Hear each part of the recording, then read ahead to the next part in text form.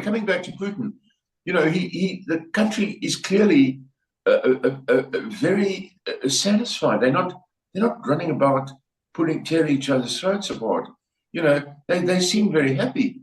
The city of Moscow is so impressive. I mean, London is pretty, but it's kind of tatty compared to Moscow. I mean, and DC is the other potential candidate.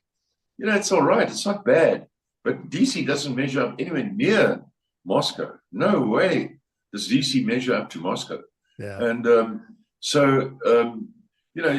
I was able to say, there's no doubt that Moscow is the best, most beautiful capital city I've ever seen anyway.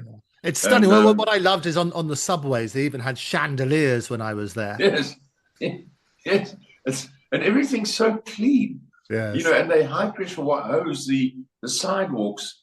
Even during the day when people are walking about, they are high pressure hosing the sidewalks. And anyway, so coming back to Putin, the argument I get is yes, but it's a dictatorship. That's what people in the West or so-called West have said to me. Yes, but it's a dictatorship. I said, well, I've just come out of the UAE. That's a dictatorship too. That's a total dictatorship. That's a no-nonsense dictatorship. You can't even, UAE doesn't even have a parliament. Russia has a Duma, called the Duma. It's a parliament. People come from all over Russia to the Duma. They've got like 500 or, I don't know, no, it's much more. It's about 1,000 representatives. So this dictatorship thing is nonsense. Most of the countries in the world have been dictatorships for the last thousands of years. If you had to take the so-called thing we call democracy and measure it up against on a long line across a piece of paper, and the black line is the past, that means dictatorship, and the little line at the end that's green maybe would be about 2 millimeters long. Be about 1 millimeter or 2 long. That would be the dictatorship level or portion.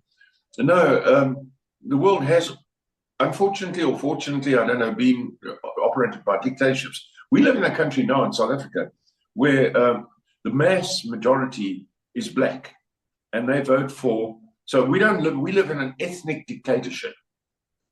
We have an ethnic dictatorship. So it doesn't matter what happens. It's a dictatorship.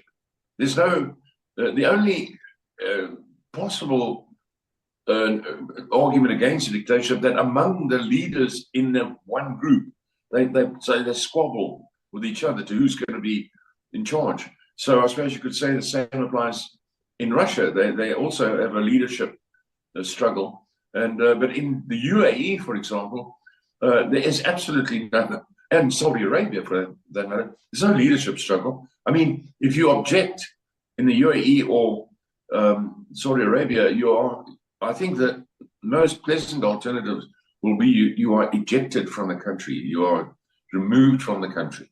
That's all. If you're lucky. If you're a local who objects, I think they're a bit more, they're a little bit more unpleasant. Yeah. Well, and that, as you know, that's the accusation put against Russia as well, is that the people who stand against or oppose Putin disappear. What's the view on the ground regarding that? Yes, I noticed that happens with the Clintons as well. People who oppose the Clintons seem to disappear. It's about 130 now that have disappeared.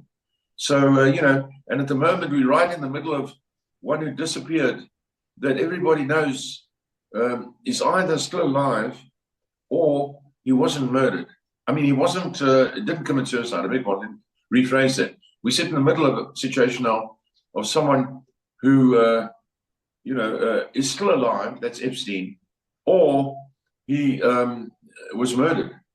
No one remotely believes that he was committed suicide. Right. No one believes that. And, so there, you go from one country to the other.